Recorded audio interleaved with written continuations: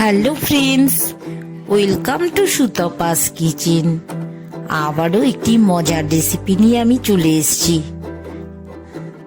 পটলের একদম ভেজ একটি সুন্দর রেসিপি। সাথে থেকেও শুরু করা যাক আজকের রেসিপি। কড়াইতে কিন্তু বেশ কিছুটা তেল দিয়ে দিলাম। পটলগুলো অনেকটা পরিমাণে পটল আছে। পটলগুলোকে কিন্তু প্রথমে খুব ভালো করে আমি নুন আর সামান্য একটু হলুদ দিয়ে ভেজে নেব।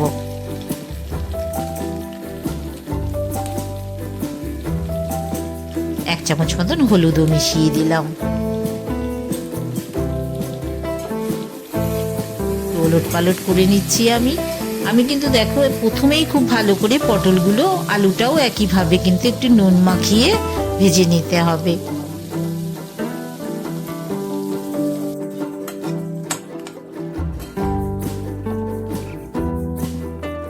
এই যে দেখিয়ে দিলাম তোমাদের, আলু পটল দুটোই কিন্তু আমি খুব ভালো করে ভেজে নিয়েছি।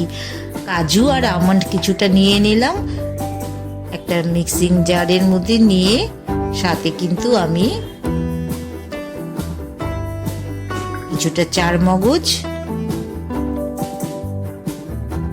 তিল 2 চামচ মতন তিল, চারমগজ, কাজু, আমন্ড,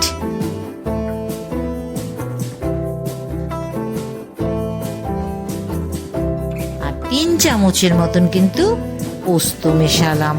সামান্য একটু জল মিশিয়ে খুব ভালো করে কিন্তু পেস্ট করে নিতে হবে। সাথে কিন্তু ঘিও দিয়ে দিলাম। আমি কিন্তু অনেকগুলো ভালো জিনিস ইউজ করেছি, সাথে কিন্তু বাটার মিশিয়ে আমি পুরো সুন্দর করে কিন্তু পেস্ট করে নিয়েছি। এই পেস্টটা দেখো, ওই যেটা আলু পটল আমি খুব ভালো করে ফ্রাই করে রেখেছি, তার সাথে কিন্তু এই যে মিক্সে এই যে মশলাটা যেটা রেডি করলাম, কাজু, চারমগজ, আমন্ড, তিল, পোস্ত, আর সাথে কিন্তু দেখো কোকোনাট মিল্ক, এটাও কিন্তু আমি মিশিয়ে দিলাম। একবারে পুরো মিশ্রণটা কিন্তু আমি মাখিয়ে ভাপানো পটল তৈরি করব। খুব সহজ, খুব সুন্দর করে একবারে কিন্তু আমার রান্নাটা রেডি হয়ে যাবে। সমস্ত কিছুকে কিন্তু আমি একই সাথে মাখিয়ে লবণও দিয়ে দিলাম সাথে কিছুটা, শুধু মিষ্টিটা একদম শেষে একটু ভালো করে একটু নরম হয়ে যাওয়ার পরে মিশিয়ে দেব। আর লঙ্কাও কিন্তু কাঁচা লঙ্কা বেশ কয়েকটা উপর থেকে দিয়ে রাখলাম। ঝালটা যে যার পরিমাণ মতন ব্যবহার করবে তোমরা।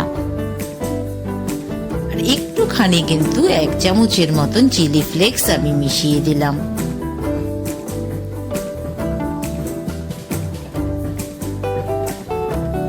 একবারে সমস্ত কিছু দিয়ে খুব ভালো করে কিন্তু আবারও মাখিয়ে নিচ্ছি আমি।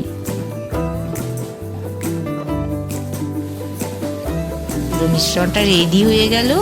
এবার আমি গ্যাসে কিন্তু একদম মিডিয়াম ফ্লেমে এভাবে বসিয়ে রাখবো। আমি ভাপানো পটল তৈরি করছি। আমি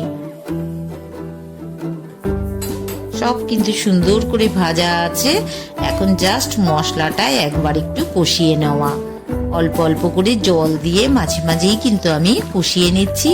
আর অবশ্যই ঢাকনা দিয়ে ঢেকে রাখতে হবে। মাঝে মাঝে ফিরে আসছি, আবার একটু নাড়িয়ে নিচ্ছি।